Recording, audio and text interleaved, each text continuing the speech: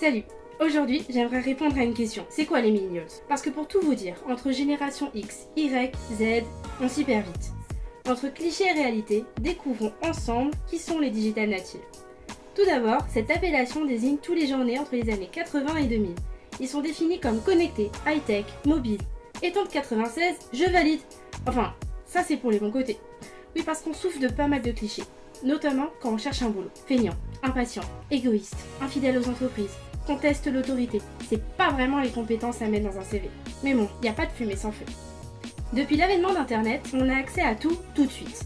On vit dans un monde instantané, d'où la notion d'impatience perçue dans l'environnement professionnel. Si on va plus loin, la notion de bonheur personnel est beaucoup plus forte avec cette génération, qui parfois a entré en conflit avec la hiérarchie, étant donné la recherche active de défis et d'accomplissement de soi. Le travail est devenu un moyen, pas une finalité. Sauf si celui-ci relève de la passion. La passion met en lumière la nature profonde des millennials, des individus performants et qui s'adaptent à tout type d'obstacles, professionnels ou personnels. Enfin, ça dépend quand même de l'implication qui nous motive. Si on trouve pas d'intérêt, on n'hésite pas à se retirer. C'est là qu'intervient le terme infidélité aux entreprises, qui découle de la recherche du but commun aux millennials, un sentiment qui guide et qui pousse ces derniers à éviter de perdre leur temps. En somme, le vrai travail, il est à faire sur nous-mêmes. Les digital natifs peuvent souffrir de qualités pouvant devenir des défauts.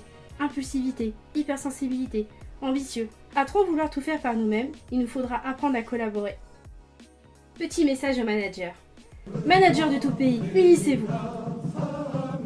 Plus sérieusement, les gens de ma génération sont animés des meilleures volontés qu'il faut cependant cadrer. Donnez-leur des missions, responsabilisez-les, et vous obtiendrez des merveilles. Cela mettra en place confiance, entente et respect. Une relation idéale cherchée entre un manager et son équipe.